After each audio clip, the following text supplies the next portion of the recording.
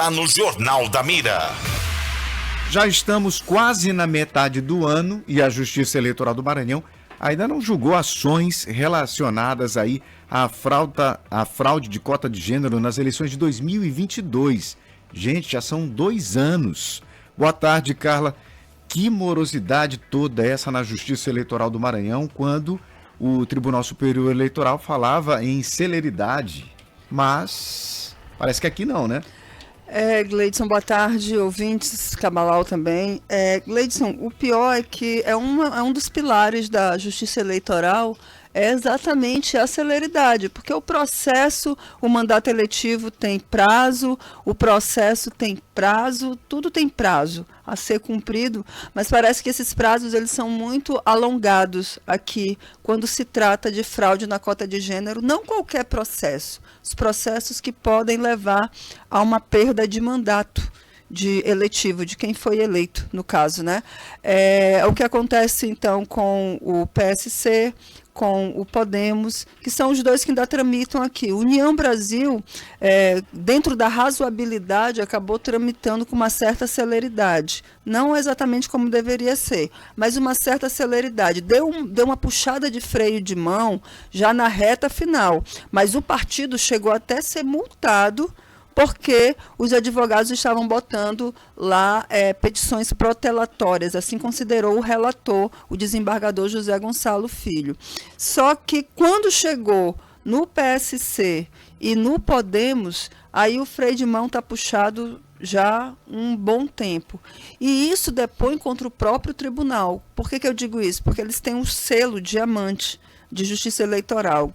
E são uma série de metas que o tribunal cumpre para que ele tenha esse selo, não só da Justiça Eleitoral, os tribunais federais, os estaduais, todos eles. E o tribunal, o TRE daqui conseguiu isso.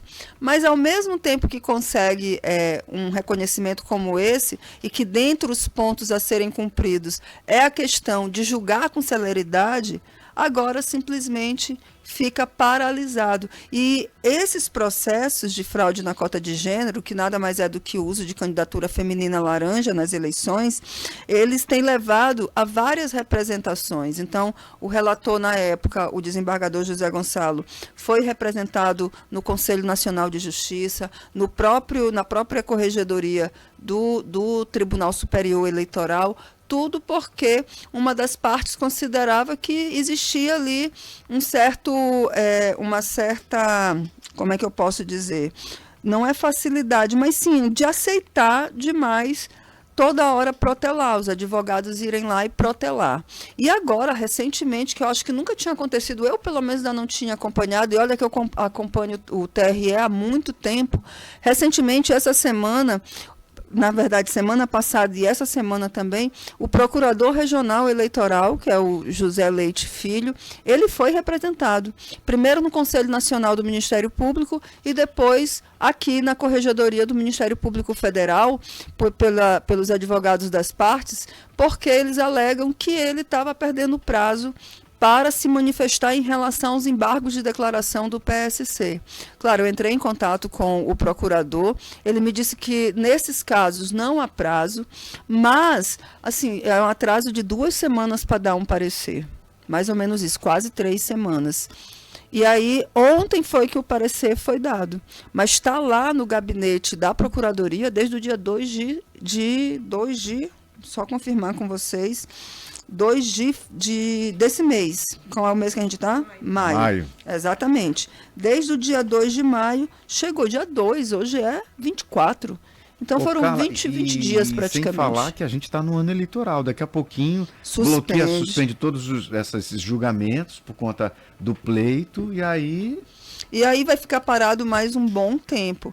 Acho que, e outra coisa, existe uma determinação do TSE que casos de cassação de mandatos precisa ser julgado em 1 ano. Porque quem está no mandato, quem está no mandato e deve estar, ou não deveria estar, mesmo assim fica todo mundo no prejuízo. Eu imagino o Neto Evangelista, o Fernando Braide, o Wellington do Curso, o Leandro Belo e o Júnior Cascaria, eles têm sim prejuízos ao ficar esse tempo todo subjúdice, esperando que isso seja julgado. As pessoas podem imaginar, será que ele vai continuar o mandato mesmo? Será que não vai? Então, tudo isso influencia. Na contramão de que, se realmente eles usaram candidatura laranja, fica quem deveria estar no mandato não está. É isso que eu acho que o TRE deveria se concentrar mais, honrar o seu selo diamante e colocar esses processos. O do PSC está em fase de embargos de declaração, já foi julgado.